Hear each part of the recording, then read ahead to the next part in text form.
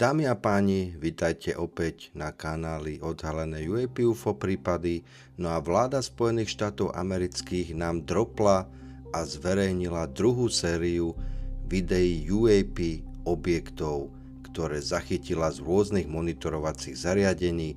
Ak toto video pozeráte na Facebooku, tak jeho pokračovanie si môžete prekliknúť v odkaze v popisku alebo v komentároch a budete pokračovať na mojom YouTube kanáli.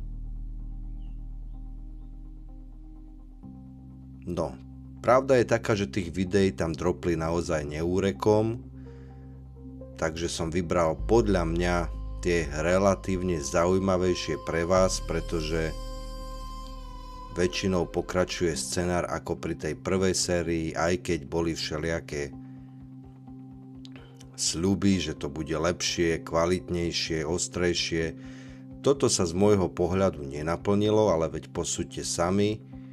Väčšinou ide o zábery, okrem týchto, ktoré som vybral ja, už potom takých vzdialenejších objektov, klasických tých lietajúcich orbov, ktoré robia rôzne manévre. Niektoré z nich sa dokonca ponárajú a vynárajú z mora a podobne, ale rozhodne sa nejedná o nejaké brutálne, ostré zábery, častokrát ani nie farebné, teda farebné skoro teda vôbec nie. No ale ako som hovoril v jednom z minulých videí, nemôžeme byť asi v tejto téme naivní a myslieť si, že po 80 rokoch zatlkania a utajovania teraz na nás proste vybalia zábery v parádnej kvalite.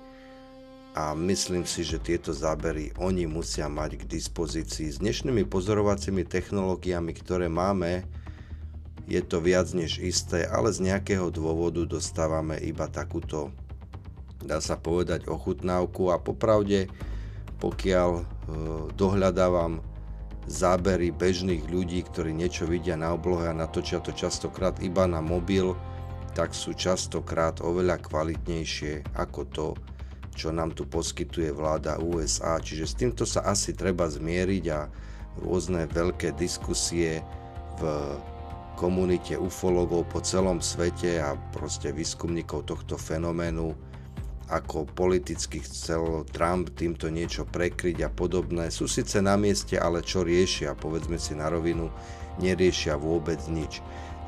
Dali nám to, čo nám dali, uvidíme, či bude pokračovať aj ďalšia séria alebo ďalšie série.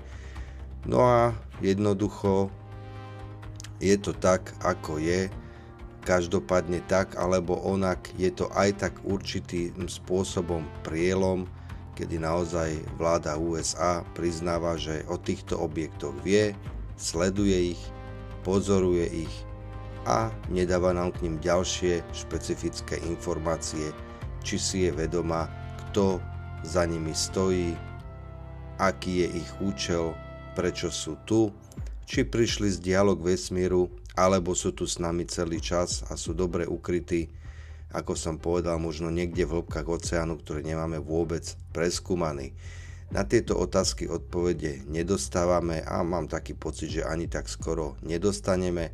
Každopádne, ak vyjde nejaká ďalšia tretia séria, tak opäť vám vyberiem niekoľko videí, inak si môžete pozrieť tieto videá priamo na ich stránke tzv. Ministerstva vojny alebo po našom Ministerstva obrany v Spojených štátoch. Link dávam do komentára. No a vidíme sa pri ďalších zaujímavých videách tohto fenoménu. Majte sa pekne, nezabudnite na odber tohto kanála a sledovanie na facebookovej stránke, ako aj palec hore pod toto video.